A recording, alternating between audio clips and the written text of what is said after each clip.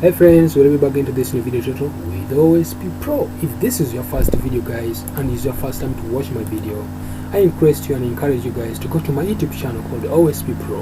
And as you're watching this video with me, don't forget to subscribe to my YouTube channel, because each time you subscribe to my channel, so if you happen to subscribe to my channel, you'll be always notified each time I happen to upload the video. On this video I'm going to be showing you and explain to you, like for instance, how I came up with this application in Python and how I came up with this project to come up with this kind of stuff like this.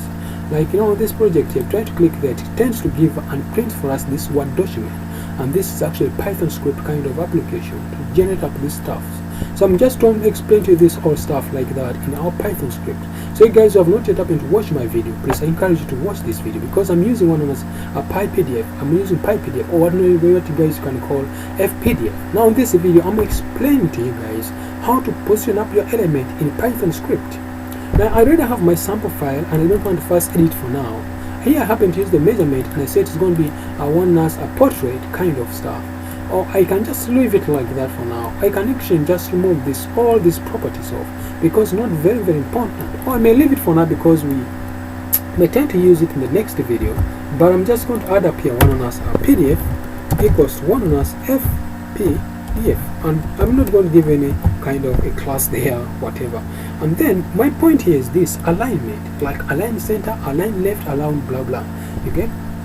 That gives us a chance to position our element based on where I want it to go. You get?